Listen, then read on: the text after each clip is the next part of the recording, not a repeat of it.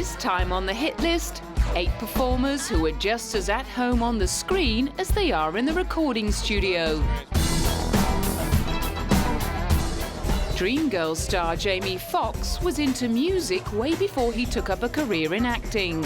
Growing up in Texas, he began taking piano lessons at the age of 5 and studied classical music in college when he was still known as Eric Bishop. Although his blossoming careers in stand-up comedy and acting began overshadowing his musical aspirations in the 90s, he's never lost sight of his early ambition. And in 2006, he released the album Unpredictable, which went straight to #1 in the UK. It's been my first love, since I first started, but it didn't really pan out that way, and I'm kind of glad it didn't, because if it had been music first, I don't think I would have been able to have the type of career I have now, because music sometimes is a short-lived, season, couple of hits, maybe not hits, and then you move on. His long-running superstar status allowed him to call on the services of a who's who of hip-hop and R&B. It was basically phone a friend. I've been knowing these guys for years: Snoop, Game, Common, Mary J. Blige, LL Cool J's on the bonus track, Ludacris, Twister. I mean, this is an action-packed record, and the records are strong. It's strong records, so it's not like how you go, ooh, come help me, revive this. Ooh, this stinks. Could you just do something to make it hot? They're all hot, and like I said, in the States, it's pandemonium right there in the States right now. It's crazy. So we're trying to bring a little bit of love and share it here. But then he'd already proved his worth as a vocalist by taking on the lead role in the 2004 Ray Charles biopic, Ray, for which he won an Academy Award for Best Actor. 3 years later, in the film version of the 70s stage musical Dreamgirls, he left the singing up to Beyonce Knowles and Jennifer Hudson and took on the role of an ambitious manager who sets about turning the Dreamettes into superstars. Promoting the movie at the 2006 Cannes Film Festival, Jamie was bent on indulging his famous love of the nightlife. I'm having a ball. I just got here. I'm ready to go. I hear there's parties going on. We're celebrating Dreamgirls, Beyonce, Eddie Murphy, Danny Glover. It's going to be great.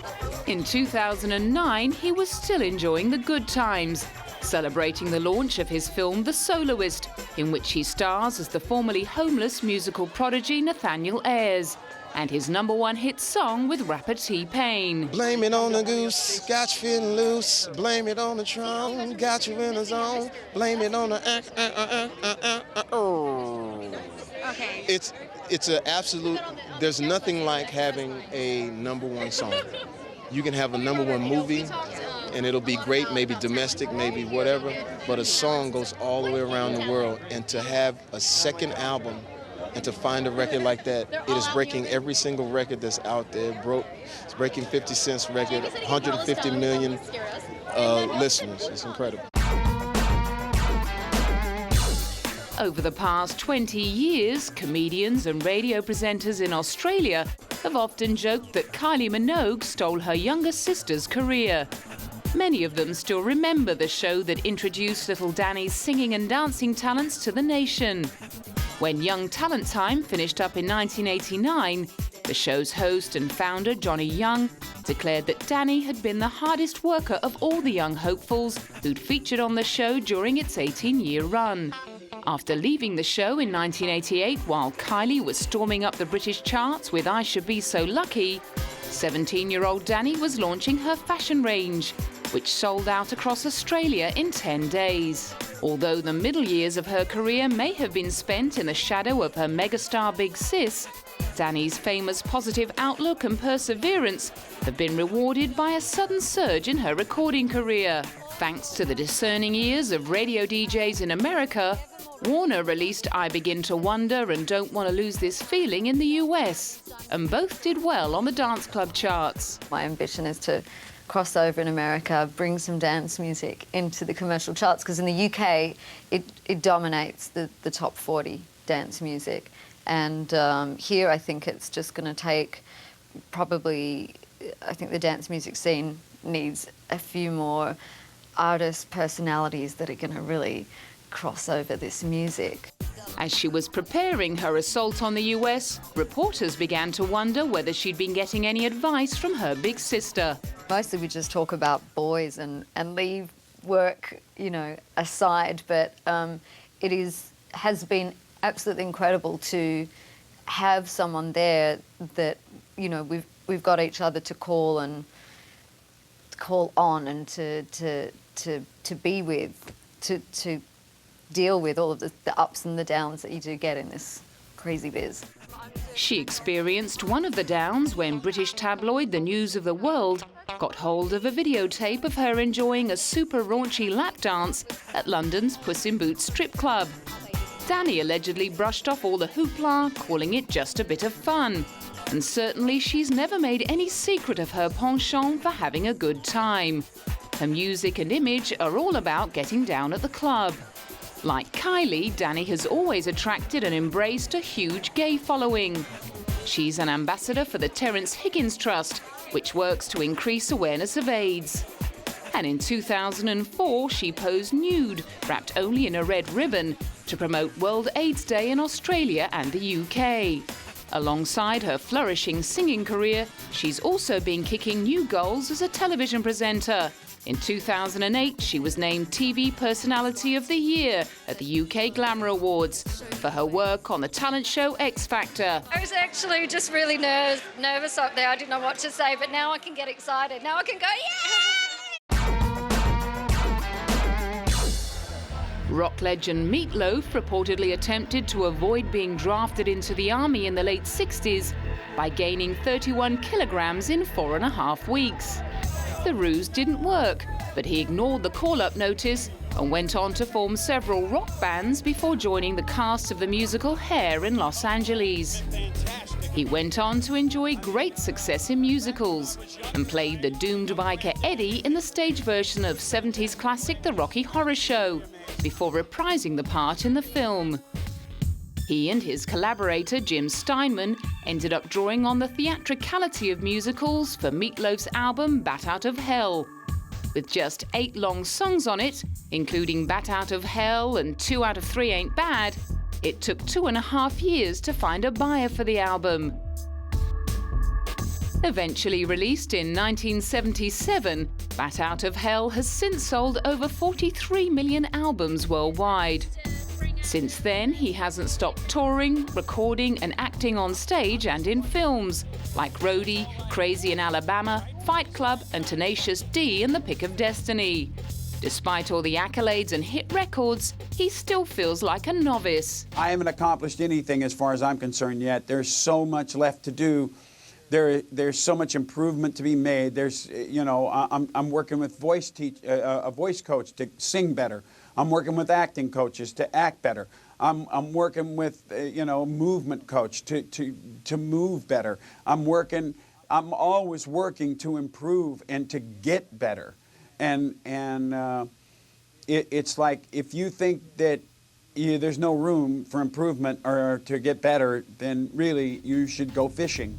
In 2006, more than 30 years after the first installment, he and Jim Steinman finally released the final part of the Bat Out of Hell trilogy. We were in '79. Jim Steinman said this should be a trilogy, and I said, yeah, why not? And so we knew that that's where we were going with this. From after '78, and Bat became as successful as it was. It was the feelings of Steinman at that point, and I said, absolutely. I'm not an idiot, and well, to some people I might be, but anyway. So it just took 30 years to do it, that's all. At the age of 60, it looked as though he may have finally run out of steam, when at the start of a concert in England's Newcastle, he suddenly declared, "Ladies and gentlemen, I love you. Thank you for coming, but I can no longer continue," and promptly walked off stage. The rest of the tour was cancelled, but just as fans were coming to terms with his retirement, he announced his comeback and returned to the stage in Plymouth for the first show of his Casa de Carne tour. Then in early 2009 came the news he was heading back to the studio with producer Rob Cavallo to record another album. Diana Ross is one of very few celebrities who have 2 stars on the Hollywood Walk of Fame. She unveiled her first one as the lead singer of the all-girls singing group The Supremes and was awarded her 2nd star as a solo artist. Although there were plenty of rumours of tensions within the group due to Diana's elevation to the rank of lead singer of The Supremes, she quickly proved her worth when the group's single Where Did Our Love Go went to #1 with her at the helm. She helped the Supremes to another 11 #1 songs before going it alone in 1968 and hitting the top of the charts another 6 times on her own. For that feat, the Guinness Book of World Records rated her as the most successful female music artist of the 20th century. When she was awarded a John F. Kennedy Center for Performing Arts Honors Award in 2007, her peers were queuing up to pile on the praise. To be here, it's so many reasons. I mean, she is one of the original divas in what we do. And, you know, she's contributed so much to music, and it's only right to honor her. It's only right to pay homage. It's only right to also research and do your homework, okay? Because she's done a lot for music. So that's how I see it, you know. It's a blessing to be here. I'm happy they asked me to be here. And I don't know, Diana Ross the boss, so why not? Already well on her way into the record books in 1970, she decided she was ready for a new challenge. And it was announced that she would play jazz icon Billie Holiday in a Motown-produced biopic. The news was met with ridicule, given Diana's lack of acting experience and the total lack of similarity between her and the heroin-addicted jazz singer. One company turned us down. Cinema Films in New York turned us down with Diana because they wanted someone else to play the part, and we said no. We went over to Paramount, and they agreed to do it. But I had to buy the film out or pay for it, and that was not a problem for me because, you know, I just felt that we could not lose with all the stuff. Of course, now I'm a little older, and I don't know whether I would have, you know, done it the same way. However, Berry Gordy's gamble paid off. The film was a phenomenal success, and Diana earned universally rave reviews and an Oscar nomination for Best Actress. It was my first film, you know, and my first acting debut, and it was like the one that gave me a chance to believe that, you know, that I could do this, you know. It was very exciting. More than 30 years later, the team behind the movie enjoyed a long overdue reunion to launch a DVD of the film and plenty of behind-the-scenes extras. At the age of 19, Curtis Jackson, aka 50 Cent, spent 6 months in a shock incarceration boot camp for carrying a weapon and dealing drugs. After that, he started turning his life around and gained popularity as a rapper through underground singles. He'd signed to Columbia Records just before being attacked by a gunman outside his grandmother's house. He was shot 9 times and spent 5 months in recovery. He had to wait until 2003 before the release of his first commercial album, Get Rich or Die Tryin', produced by Eminem and Dr. Dre.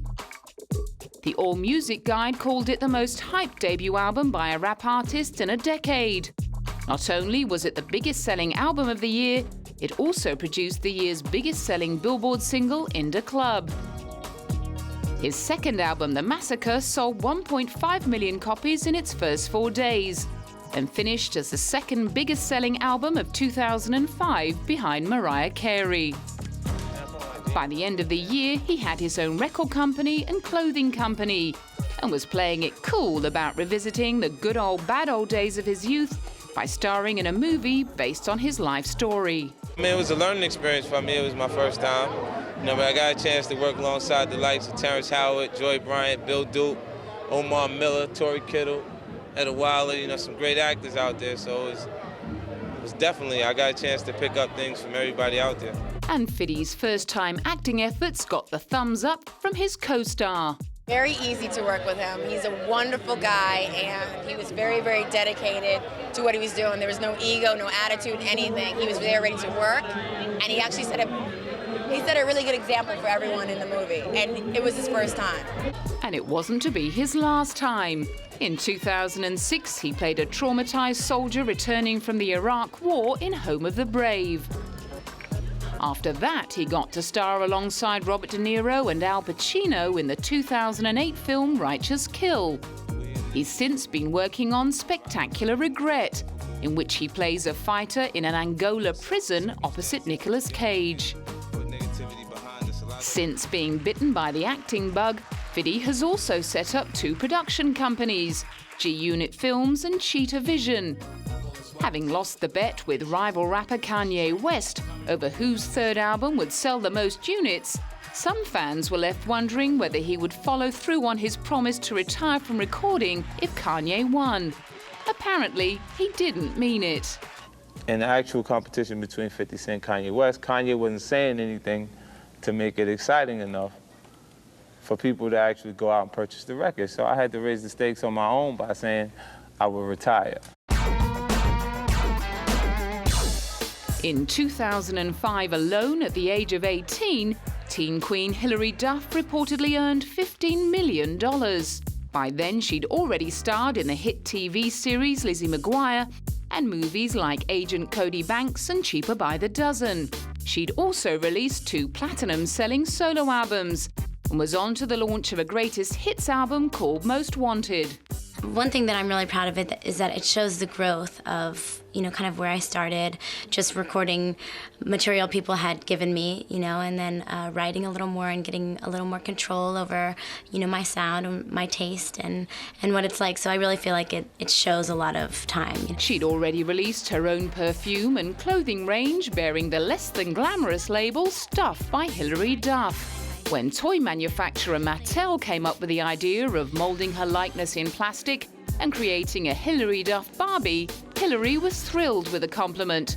And a year later, she was launching a whole range of Duff Barbies for whom she designed the clothes. Of course, it's my style. It's what I like to wear, what I feel comfortable in, and to be able to incorporate that and then see it on a Barbie and see girls get to play with it and mix and match it whatever way they like is really exciting for me. Apparently, they had lots in common. I live in LA, and Barbie's obviously an LA girl, so we felt like, Fashion Week was the perfect time to debut Barbie fashion. With her status as a teenage icon and entrepreneur assured, Hilary was finding her movie career a little more difficult to develop. Her 2 starring roles in 2004 in A Cinderella Story and Raise Your Voice earned her a double Razzie nomination. But she was full of beans about her 2006 film A Perfect Man, in which she played the scheming matchmaking daughter of Heather Locklear. We've had so many men come in here and be like, I really love this movie, and I know I'm not the demographic, but I cried. And despite netting yet another Razzie nomination, she was determined to keep pressing on. I definitely think that I feel a little more comfortable acting. You know what I mean? I feel like that's something that, like maybe I have a little more room to work with. I feel a little more confident. I'll take more chances, and because I can always do it over again. More recently, she's been taking control of her film career by producing as well as starring in the drama Greta. Though Phil Collins first made his name as the drummer and lead singer of 70s rock group Genesis before becoming a hugely successful singer-songwriter on his own, he actually started out as a child actor and model. He won his first major role as the Artful Dodger in the London production of Oliver and appeared in the 1968 children's classic Chitty Chitty Bang Bang. In between acting jobs and schoolwork, however, he taught himself to play the drums. And after playing in several bands as a teenager, he aced an audition with Genesis to become their drummer at the age of 19. When Peter Gabriel left, he took over singing duties, providing lead vocals on many of the band's hits. He went solo in 1981 with the album Face Value, which spawned the gated reverb drum sound that was to become his trademark, and the hit singles In the Air Tonight and If Leaving Me Is Easy. His biggest solo success came 3 years later with the release of No Jacket Required, which won a Grammy Award for Album of the Year. After establishing himself as a solo artist, he began branching out, collaborating with the likes of Eric Clapton, Curtis Mayfield and Peter Gabriel, and making a return to acting to play the title role in Buster, about the great train robbery. However, since then, most of his film work has revolved around music. In 1999, he was approached by Disney to write a song for the animated feature Tarzan. You'll Be In My Heart spent an incredible 19 weeks at the top of the Billboard charts and won Phil an Oscar. He's been closely aligned with Disney ever since. Part of it is because, I love animated films, and, I've grown up with my kids. I watched them with my parents. And part of it is because they just give me golden opportunities. I'm curious, I'm curious, and it's opportunity to just sort of take that opportunity to do something different. One of those most recent opportunities came in the form of an invitation to write the score for the animated adventure Brother Bear, although he had to admit it ended up being a tough job. I would say it's a lonely job writing the songs because there's nothing to look at apart from a few drawings. There's a few beats in the story where they say, we want a song here, but there's nothing to sort of bounce off. There's no emotional thing that's happened that you can, use as a springboard. So really you just go in there and write a whole bunch of music from your gut reaction to reading the story, which is what I did with Tarzan, which is what I did with this. And then you start getting feedback. Well, this works, this is great, we like that. Unlike some of her ex-soap opera peers, Natalie Imbruglia was very cautious about jumping into a career in singing off the back of a 2-season run in Neighbours. Finally, she was persuaded to venture into the studio. Her 1997 debut single, Torn, ended up going nuclear and won her a Grammy nomination. The subsequent album, Left of the Middle, spawned another 3 hit singles and went platinum within 4 weeks of its release in 1998. I was terrified. I didn't know what to do with myself because I'd expected to get a lot of grief coming from Neighbours and not being one of many who'd crossed over into music. And so I was quite defensive and ready kind of to be on the, and then everybody was so nice and the song did so well. And my brain just couldn't compute. So then I was like, oh no, now you're expecting something of me. So then I had to kind of deal with that on the second album. And that was probably more difficult. That second album, White Lily's album, on which she co-wrote all the songs, took 3 years to complete. Although it fared less well with audiences, Natalie has always stuck up for it.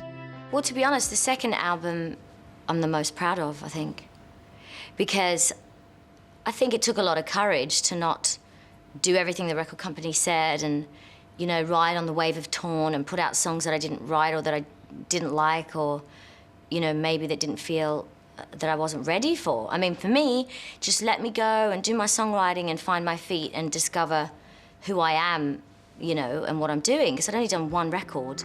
Before moving on to her third album, she took time out to star opposite Rowan Atkinson in the spy spoof Johnny English. I had a brilliant time. I really liked having the chance to do... I'm a bit of a tomboy, so I liked having the chance to learn to ride a motorbike and do fight scenes and things that normally just the guys get to do, so that was fun for me. Getting to play around on set was just the circuit breaker she needed before getting down to the serious business of recording her third album, Counting Down the Days, which marked a return to chart-busting form. Its lead single, Shiver, went on to become the most played song of 2005 in the UK.